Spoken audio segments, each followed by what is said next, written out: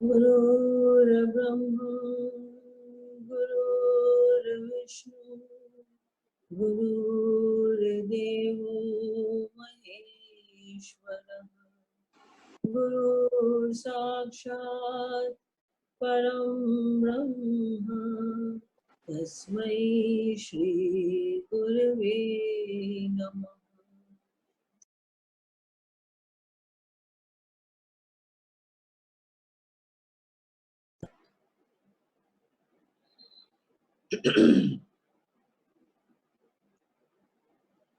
कल हम लोगों ने ओपन फोरम रखा,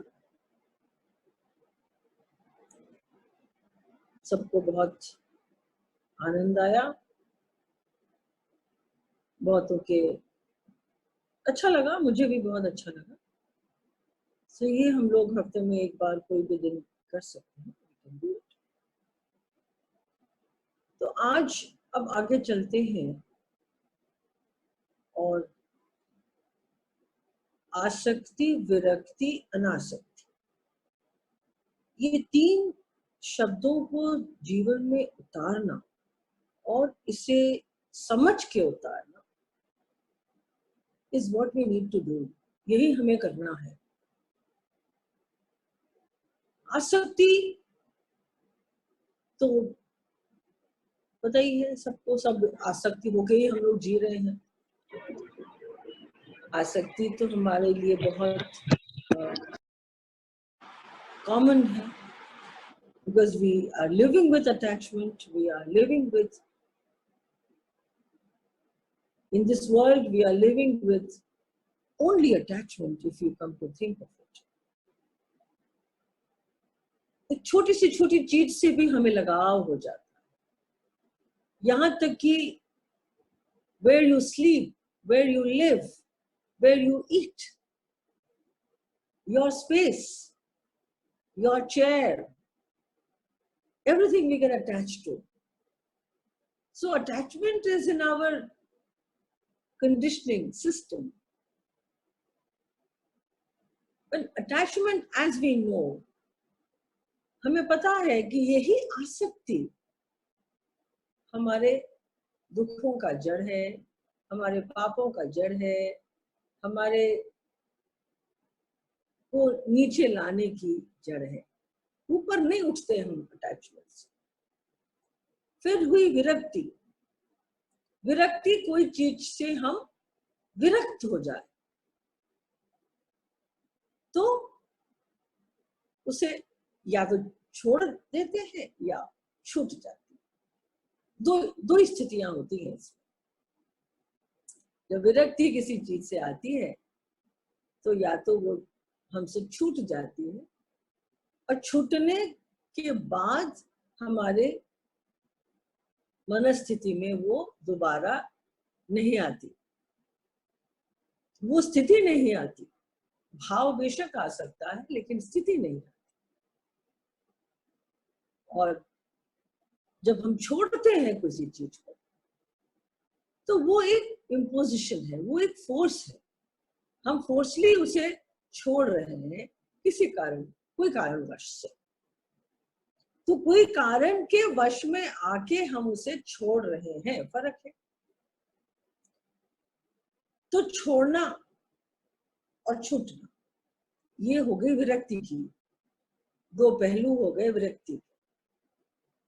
अब होती है अनासक्ति।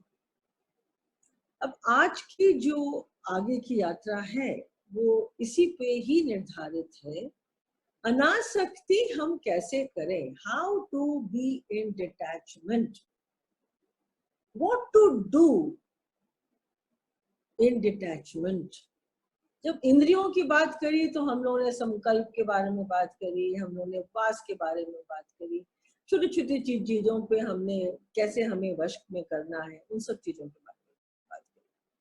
अब जब अनासक्ति की बात कर रहे हैं तो अनासक्ति हम कैसे जी सकते हैं अनासक्ति से।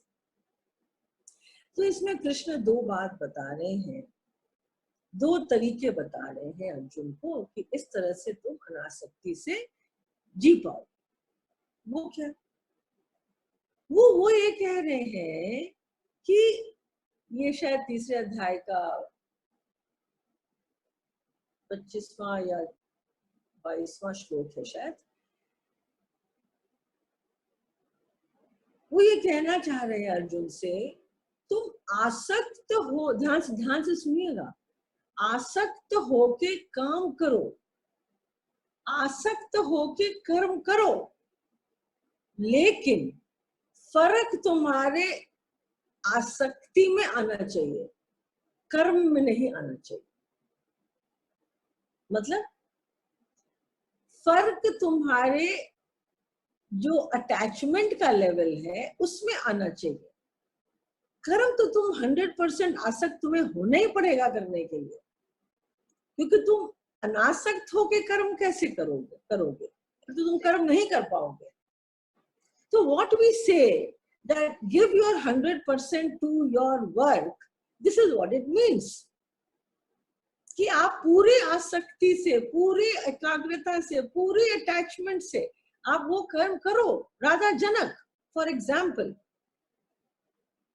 पूर्ण रूप से वो whole perfect and complete, he was a king, he was a raja, but he was jigyasu, he was mumukshu, he was a seeker, he wanted to know so much, मतलब उनका inner transformation was happening, but his outer world was totally in attachment.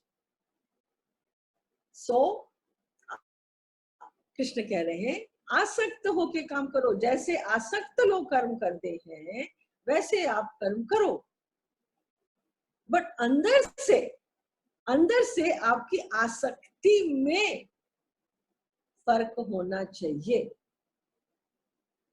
अंदर में आसक्ति नहीं होनी। How can we achieve this status, इसको हम कैसे अचीव कर सकते हैं कि आसक्ति नहीं हो लेकिन हम आसक्त होके काम करें। कितनी बड़ी दुविधा है यहाँ। बट अगर आप इसको गहराई से सोचोगे तो कोई दुविधा नहीं है। It is very simple formula कि your outer world and your inner world are two separate journeys. ये बात हमें बिल्कुल समझ लेनी चाहिए, और यही समझ के अगर हम कर्म करते चलते हैं तो आपको कहीं भी दुख और सुख में सुखी और दुख में दुखी, या हार या जीत, कोई भी चीज आप इफेक्ट नहीं करेगी, क्योंकि आपका जो बाहर की दुनिया है वो है इनर ट्रांसफॉर्मेशन पे निर्धारित है। Outer world is not your identity. आप अंदर होते हो वही आप बाहर होते हो। अगर आप बाहर से बहुत अटैच्ड हो तो मतलब आप अंदर से भी अटैच्ड हो। तो अटैचमेंट से कर्म करने हैं, हमें एकाग्रता से कर्म करते हैं, वहां रह के कर्म करते हैं, पूर्ण तरह से होल परफेक्ट एंड कंप्लीट कर्म करने हैं। लेकिन हमारा फर्क कहाँ आना है, हमारे अंदर की आसक्ति के लेवल पे। हम कब पहुंचेंगे वहां, हम कब पहुंचेंगे उस आसक्ति के लेवल पे कि हमें आसक्ति हमें न छेड़े अंदर, कि हम अपने कर्म करे जा रहे हैं लेकिन उसका फल क्या हो उस पे हमारा ध्यान नहीं है। हमें क्या फीडबैक मिलता है उस कर्म से, उस पे हमारा ध्यान नहीं है। लोग क्या सोचेंगे हमारे कर्म पे, उसका ध्यान हम पे नहीं है। हाँ, unless you are doing some anti social work. तो अब हर चीज तो एक सिस्टम पे चलती है, आपकी फैमिली एक सिस्टम पे चलती है, आपकी ऑर्गेनाइजेशन एक सिस्टम पे चलती है, पूरी सृष्टि एक सिस्टम पे चल रही है। तो उस सिस्टम के खिलाफ अगर आप जाते हो, एक समाज एक सिस्टम पे चल रहा है, आप उस सिस्टम के खिलाफ जाते हो, आप उस सिस्टम के अगेंस्ट जाते हो, तो नेचुरली आपको सोचना पड़ेगा। वो कर्म आप नहीं कर सकते क्योंकि वो फिर वो बुरे कर्म की कैटेगरी में आ जाएगा, बिकॉज वहां आप किसी का अहित तो होना ही है आपसे।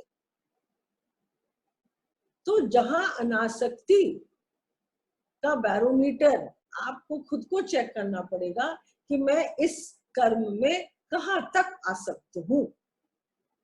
till where and till which level, till which point am I attached to this karma. For example,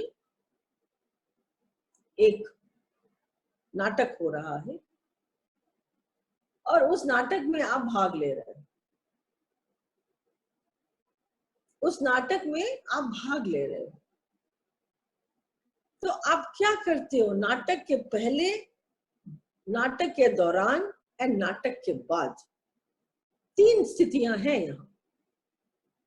नाटक के पहले आप क्या करते हो? आप प्रार्थना करते हो, भगवान ये सक्सेसफुल हो जाएगा, हो जाना, आशीर्वाद दीजिए।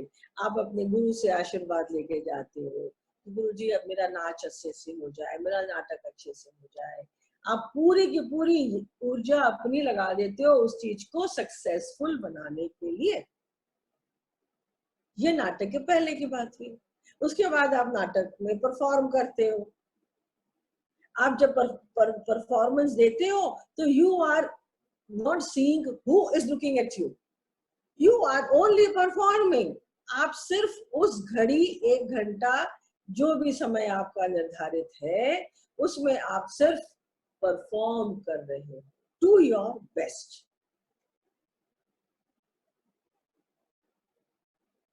आफ्टर यू फिनिश, जब आपका खत्म हो जाता है, पूर्ण हो जाता है, तब आप सोचते हो कितनी तालियां बजी।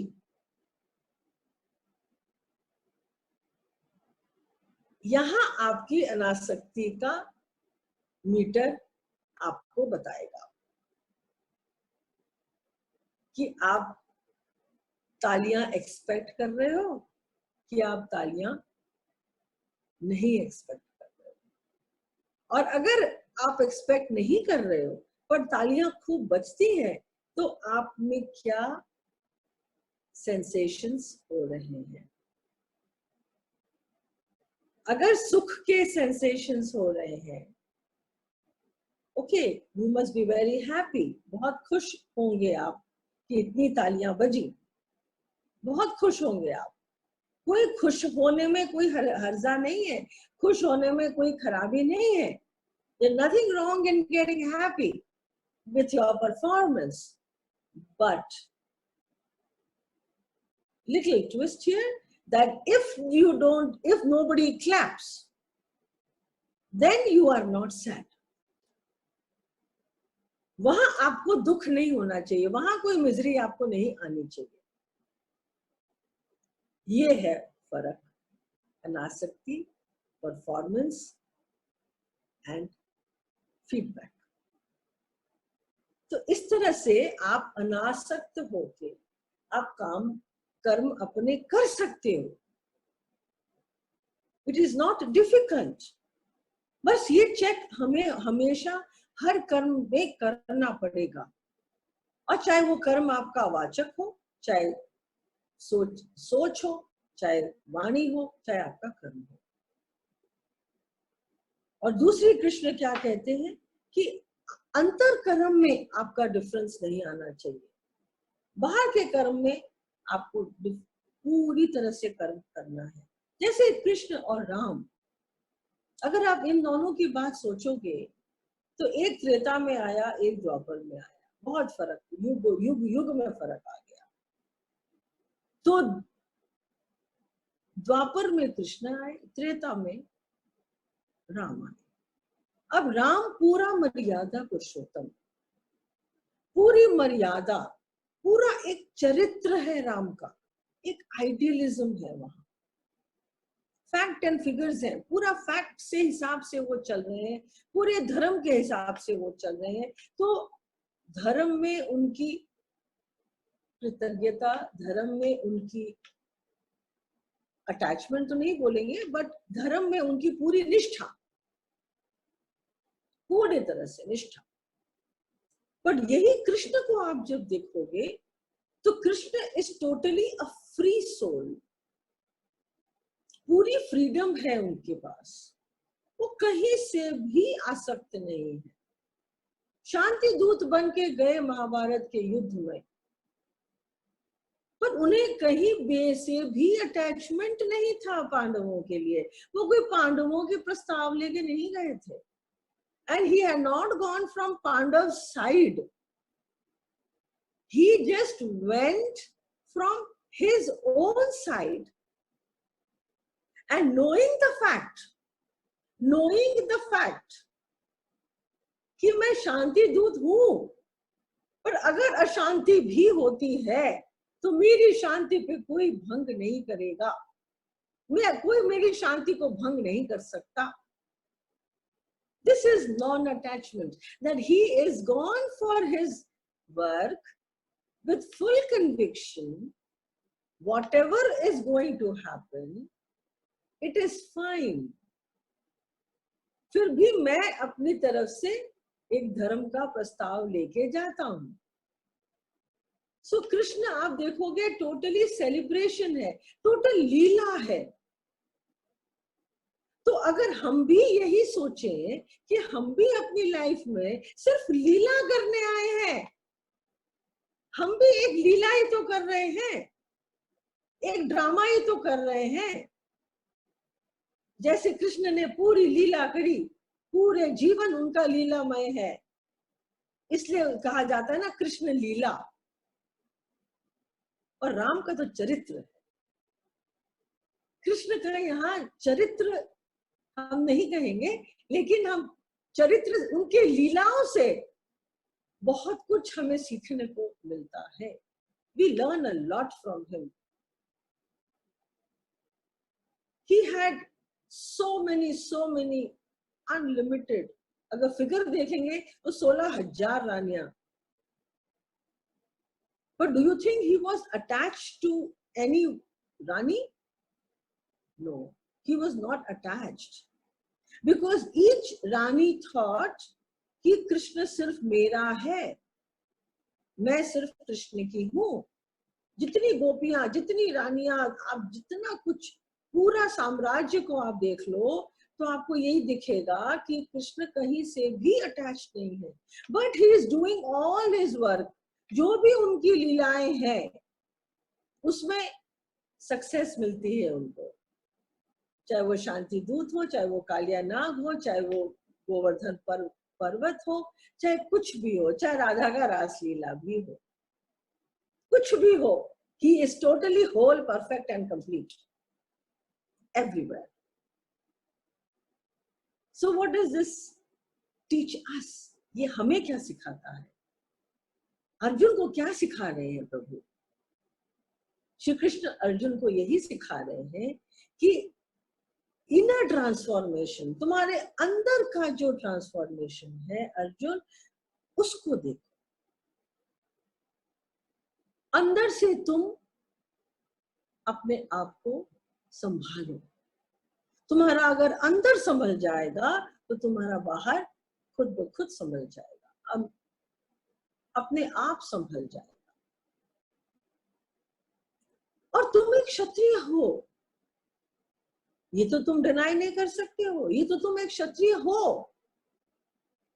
और क्षत्रिय को people look up to a Kshatriya, और वो भी अर्जुन जैसा धनुर्धारी। तो तुम एक काम करो ना, तुम लोगों को की मंगल के लिए तुम युद्ध कर लो। क्या पता इतने लोगों के जीवन में इतने अंधकार होंगे, क्या पता तुम्हें देख के उनको इंस्पिरेशन मिले, तुम्हें देख के, तुम्हारे धनुर्धारी को देख के, तुम्हारे धनुष बाण चलाने के तरीकों को देख के उनको प्रोत्साहन मिले, उनका जीवन बन जाए, उनका जीवन सुधर जाए। तो कभी कभी हमको अपने से निकल के, अपने विषाद, अपने दुख, अपनी भावनाओं को थोड़ा साइड ट्रैक करके, अगर हम विश्व मंगल, हम लोगों का मंगल के हित के लिए भी जब कोई कर्म करते हैं, तो भी अनासक्ति का पदार्पण होता है। हम जब सेवा करते हैं, तो वो क्या है, वो भी तो एक अनासक्ति का ही तो भाव है। अगर सेवा करते हैं तो अब सेवा में वो यश चाहिए, तो उसमें अनासक्ति नहीं है, बिकॉज वहां कुछ चाहत बनती है। जब चाहत बन जाती है तो वहां सेवा नहीं होती। तो सेवा में अनासक्ति है। जब हम दूसरों का मंगल करने के लिए जब कोई कर्म करते हैं, तो वहां भी अनासक्ति होती है। जैसे बुद्ध की एक कहानी याद आती है, जब मैंने धम्मपद पढ़ा था।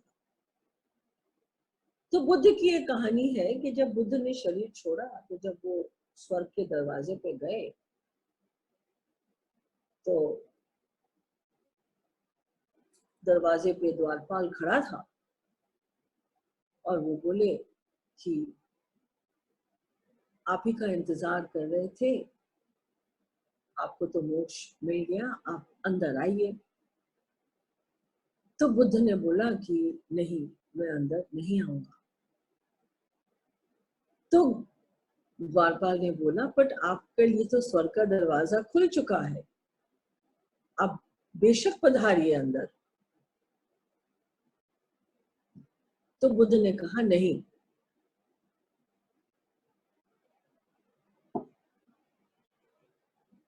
बुद्ध ने कहा नहीं, मैं नहीं आऊंगा अंदर।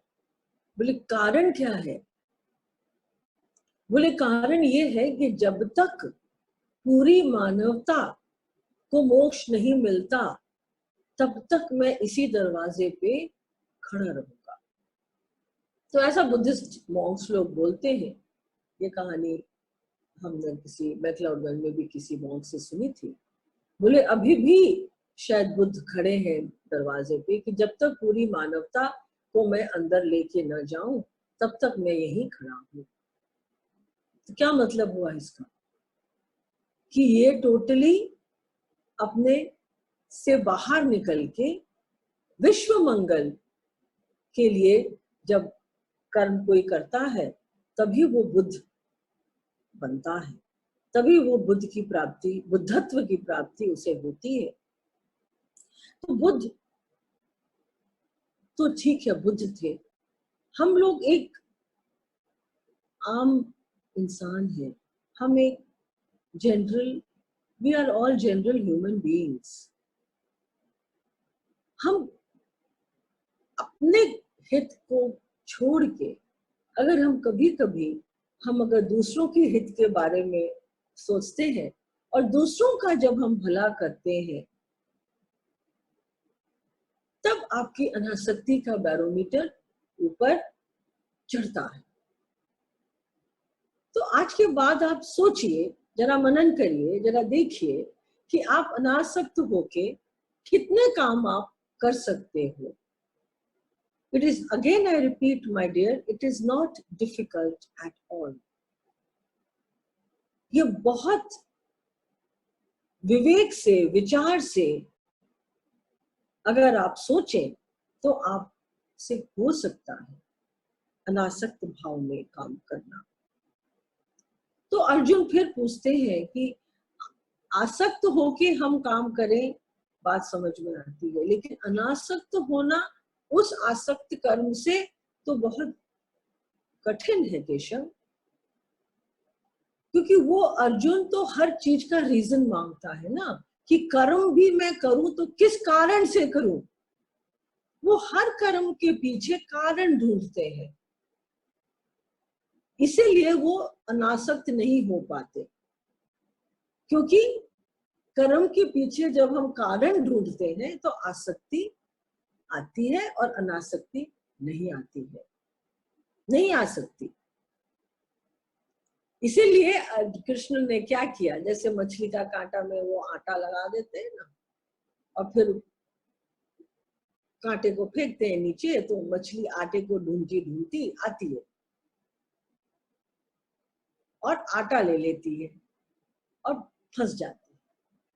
तो यही कृष्ण कर रहे हैं, उसे आटा दिखाते हैं कि तुम दूसरों के मंगल के लिए अपना कर्म करो, दूसरों के हित के लिए अपना मंगल करो, अपना कर्म करो, दूसरों को ऊपर उठाने के लिए आप अपना कर्म करो।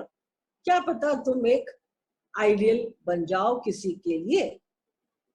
उसके लिए अर्जुन को स्लोली, बहुत धीरे धीरे, एक एक शब्द को समझाते हुए भगवत गीता में एक एक श्लोक में अर्जुन को समझाते समझाते धीरे धीरे उसका इनर ट्रांसफॉर्मेशन, उसका इनर अंदर की यात्रा को ट्रांसफॉर्म करने का प्रयत्न कर रहे हैं श्री कृष्ण। फिर कहते हैं, देखो प्रकृति, प्रकृति के गुण है, ठीक है, प्रकृति के गुण है और प्रकृति अपने गुणों के हिसाब से अपना काम करती है। प्रकृति के जो गुण है, इसके प्रूफ हम कैसे करें। अब आपको कोई चीज टेस्टी लगती है,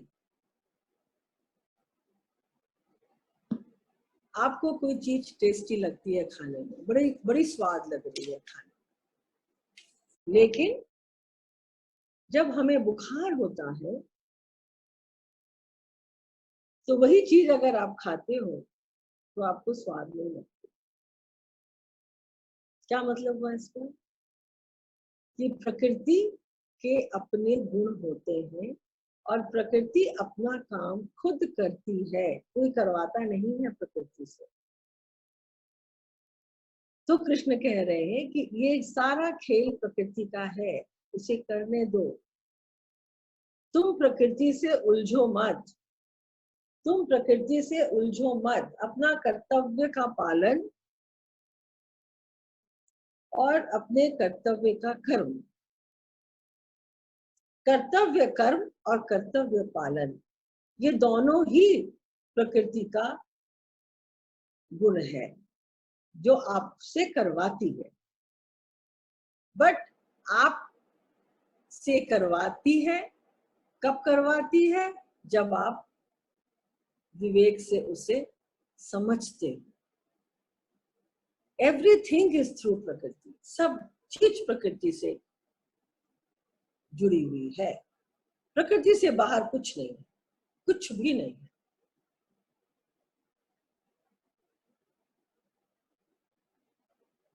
एक प्रकृति की बात आई तो आप समझो, एक ज्ञानी पुरुष और एक अज्ञानी पुरुष। फॉर एग्जाम्पल, एक कच्चा पत्ता, एक पक्का पत्ता। जब पक्का पत्ता को आप तोड़ते हो तो उस टहनी को या उस ब्रांच को इतना दर्द नहीं होता। पक्का पत्ता पक चुका है, उसे दुनिया को छोड़ने में, प्रकृति को समझने में, अनासक्त होने में उसे कोई दर्द नहीं होता। तो जब आप एक कच्चे फूल को तोड़ते हो या कच्चे पत्ते को तोड़ते हो तो आप उस टहनी को या उस ब्रांच को थोड़ा दर्द होता है। और पक्के पत्ते में और कच्चे पत्ते में यही फर्क है। अगर हम भी पक्के बन जाएं, लाइफ में पक्के बन जाएं, हम कैसे बनेंगे पक्के, कैसे बनेंगे पक्के? जीवन में जितने भी उतार चढ़ाव आते हैं उन सब को खुशी खुशी झेलते हुए हम अगर आगे बढ़ते हैं अनासक्त भाव में, तो हम पक्के बनते हैं। और जैसे भी हो, प्रकृति के साथ साथ अगर हम चलते हैं तो हम इस जीवन यात्रा में बहुत आनंद से जी सकते हैं। कैसे? Don't we say that I want to live? हम ये नहीं कहते कि हमें जीना है, हम जीना चाहते हैं। तो हम ये जब कहते हैं कि हम जीना चाहते हैं, I want to live, what does it mean? That we have a relationship with this life. We have a relationship with this life. Now, इसमें दो स्टेजेस होती हैं, एक होता है सेंटर और एक होता है सर्कमफ्रेंस। तो ज्ञानी पुरुष क्या समझता है? ज्ञानी पुरुष समझता है मैं सर्कमफ्रेंस हूं और परमात्मा सेंटर है। तो मैं अगर वो सेंटर है तो मैं खाली अपने कर्म, इस पहिए के कर्म के हिसाब से मेरे को सारे कर्म करने हैं और मैं अपना कर्म करता चलता हूँ। मैं कील नहीं हूँ, मैं वो सेंटर नहीं हूँ। I am not the center, I am the circumference. और एक अज्ञानी इंसान क्या समझता है? The ignorant person, what does he realize? He feels that I am the center, I am doing everything. 100% कर्ता भाव रहता है उसके मन में, and life is circumference. परम ईश्वर is circumference. तो ये जो वैसा वर्षा अगर हम कर लें कि मैं सेंटर नहीं हूं, I am not the center, I am only the circumference, तब क्या होगा? तब आपको लगेगा कि बस ये जो पहिया घूम रहा है उसके साथ साथ अगर मैं भी घूमती रहूं तो मेरा जीवन कट जाएगा। मुझे सेंटर नहीं होना, बिकॉज सेंटर होने में बड़ी रिस्पॉन्सिबिलिटी आती है, क्योंकि फिर आप एक आधार बनते हो और आपके आधार के चारों तरफ जिंदगी घूमती है। तो आपने गलती करी तो पूरा चक्का बैठ जाएगा। तो why take this responsibility? Just leave it.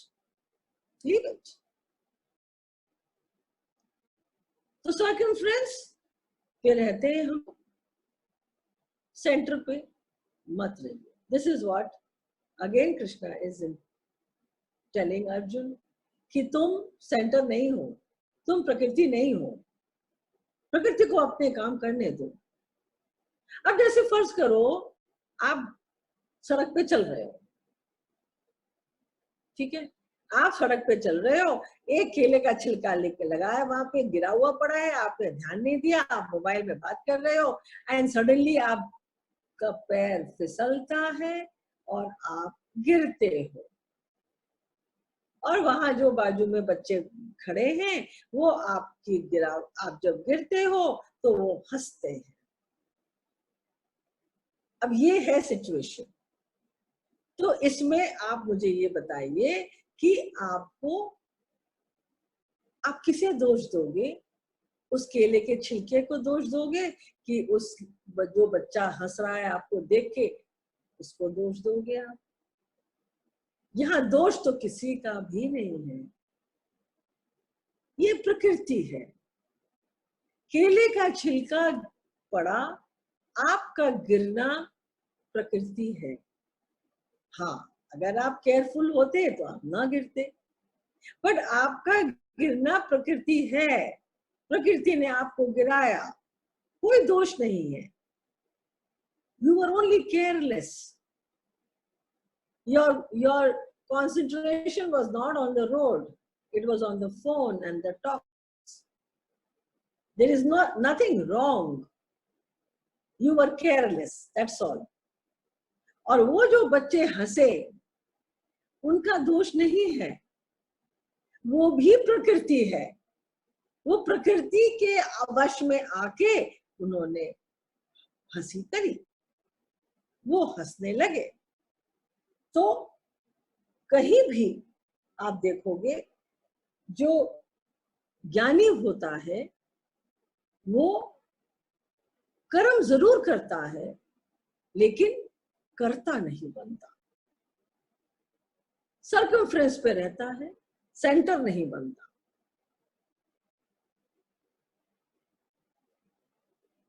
ये है अनासक्ति में जीने के तरीके। क्योंकि आप देखो, is there any answer to these questions that why do we live? Why is the sun coming out every day? Why is the water river flowing and not stagnant? Why the clouds are moving? Why are you taking a breath? आप सांस क्यों ले रहे हो? इसका कुछ भी reason है? There is no reason. There is no reason to anything what is without a reason. There cannot be a reason. We live because, not because it has a reason, but सब कुछ समष्टि का है, व्यष्टि का नहीं है. This is what it means and this is what it proves. सूर्य भी हमारा नहीं है, कुछ भी हमारा नहीं है, सब कुछ प्रकृति का है, सब कुछ पूरी समष्टि का है. तो हम चले ना उस समष्टि के मुताबिक. क्यों नहीं चल सकते हम प्रकृति के सरे सरे, प्रकृति के सहारे, प्रकृति से गले मिला के क्यों नहीं चल सकते हम? चले. आप प्रकृति के साथ साथ चलोगे तो आपको सारी चीजें आपको मिलती चलेंगी जो आपको, आपके डिजायर्स हैं, जो आपकी चाहते हैं, जो भी अनफुलफिल्ड हो, फुलफिल्ड हो, whatever your wants, your needs, your desires, your kamna, your vasna, everything will be taken care of, will be really taken care of if you move as per the nature of this universe. जैसे जब हम ध्यान करते हैं हम लोग, तो कहा जाता है सीधे बैठो. क्यों सीधे बैठो? Why सीधे बैठो? क्योंकि ग्रेविटेशनल फोर्स आपका सीधे चलता है, आपका टेढ़ा मेढ़ा नहीं चलता. तो उससे अगर आप अलाइंड होके बैठते हो तो क्या होता है? उससे जब अलाइंड होके आप बैठते हो तो आपको जोर नहीं लगता, आपको कोई एफर्ट नहीं लगता. उसके लिए कहा जाता है सीधे बैठो. पर ये अगर हम और अंदर गहराई पर जाएंगे तो इसका मतलब ये होता है प्रकृति के साथ चलो. प्रकृति अगर आपकी फोर्स ऑफ ग्रेविटी की स्ट्रेट जा रही है तो आप उसी तरह से बैठो. तो हर तरफ से आप देखोगे, जैसे जैसे हम, सूर्य उग गया, आप उसके पहले उठो, उसका स्वागत करो. शास्त्र तो यही कहता है ना. सो हर चीज अगर आप प्रकृति समष्टि के हिसाब से जो लॉज ऑफ द यूनिवर्स है, जो एक लॉ पूरा यूनिवर्स को चला रहा है, जिससे वो लॉज से चल रही है पूरी प्रकृति, पूरी सृष्टि, अगर उसके हिसाब से हम लोग चलेंगे तो आपको कहीं भी दुख आने की संभावना बहुत कम हो जाती है, क्योंकि समष्टि में जो भी घटनाएं घटती हैं, समष्टि में जो भी घटनाएं घटती हैं, वो सब घटित हो रहा है ना, वो सब घट रहा है। तो अनासक्ति का एक और पहलू आया यहाँ कि अगर हम हर चीज को, हर घटनाओं को हम अगर घटित भाव से देखें कि ये सब घट रहा है, अगर दुख आया तो ये दुख एक घटना है और वो घटना घट जाएगी, तो वो दुख आपको दुख नहीं लगेगा। You will not feel the misery because you know कि ये घटना है और ये घट जाएगा। तभी घटना को घटता है बोल के घटना बोलते हैं, घट जाएगा। हर चीज घट जाती है, हर चीज घट जाती है। और जैसे आपने कहा, जैसे आपने सुना कि प्रकृति अपने हिसाब से चलती है, तो एक साधु महात्मा थे, ये कहानी आप लोगों को पता होगी, बट इस संदर्भ में अगर समझें तो इस कहानी से बहुत कुछ समझ में आएगा। एक साधु महात्मा थे, नदी किनारे बैठे थे, अपनी साधना कर रहे थे, और एक शिष्य उनका दूर बैठा देख रहा था उनको। इतने में शिष्य देखता है कि बिच्छू ने आके काटा, उनकी साधना भंग हुई और उन्होंने उस बिच्छू को अपने हाथ में ले लिया। शिष्य देख रहा है दूर से और डर गया, आता है अपने साधु के पास और गुरु से कहता है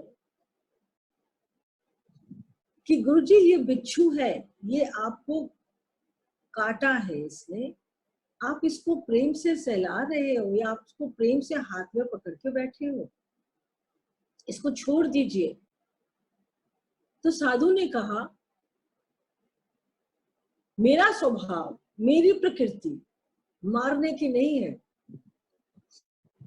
मेरी प्रकृति मारने की नहीं है, मेरी प्रकृति तो प्रेम की है।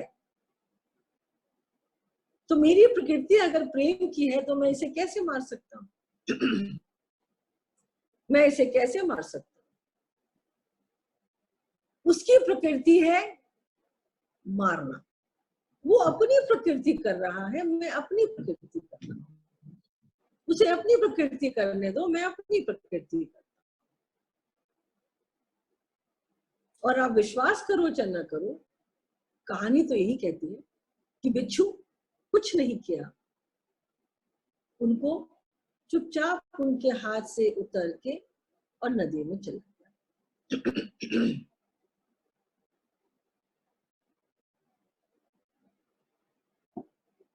तो इससे हम क्या समझते हैं? इससे हम क्या समझते हैं कि प्रकृति अपने गुणों के हिसाब से, प्रकृति के बारे में आगे और चर्चा है, क्योंकि इसी प्रकृति में हम रहते हैं, इसी पूरी समष्टि में हम रहते हैं। तो जब हम समष्टि, माइक्रो एंड मैक्रो, जब दोनों को हम समझेंगे, जब मैक्रो को समझेंगे तब माइक्रो को समझेंगे, जब माइक्रो को समझेंगे तब मैक्रो को समझेंगे। तो और दोनों को साथ साथ लेके हमें चलना है। They are both parallel lines. which go hand in hand. Samashti and Veshti. The whole and the dot. The dot cannot be out of the whole, and the whole is made up of dots. So both are interlinked and complementing each other. दोनों एक दूसरे के पूरक हैं, तो आप एक को भी छोड़ नहीं सकते. तो समष्टि को भी समझना है. प्रकृति जो समष्टि है, जो वही प्रकृति है, प्रकृति के गुण क्या क्या हैं उसे भी समझना है. क्योंकि आज आप जब सो जाते हो तो आपके तो कर्म खत्म हो जाते हैं. फिर आपकी सारी जो प्रकृति के क्रियाएं हैं, जो प्रकृति के कर्म है, वो चलते हैं आपके शरीर के अंदर. प्रकृति अपना काम कर रही है, पर जैसा आप खाते हो वैसा ही वो कर्म कर रही है. जैसे आप रहते हो वैसे ही वो कर्म कर रही है. लेकिन उसका एक सिस्टम है, उस सिस्टम पे वो चलती है. तो आप अगर उसके सिस्टम को नहीं छेड़ो तो आपकी कोई मिजरी नहीं है, कोई मिजरी नहीं आएगी आपको. उसके सिस्टम पे के बीच में मत आइए. आप उसे अपना काम करने दो, आप अपना काम करो. आप सात्विक भोजन करो तो आपको, आपकी प्रकृति को कोई नुकसान नहीं होगा. जब आपकी प्रकृति को कोई नुकसान नहीं होगा तो आपकी प्रवृत्ति को कोई नुकसान नहीं होगा. जब आपकी प्रवृत्ति को कोई नुकसान नहीं होगा तो आपके साथ कोई घटना ऐसी नहीं घटेगी जिसमें आपको दुख हो, है ना. सो प्रकृति, समष्टि, इन सब की बातें कल और होंगी.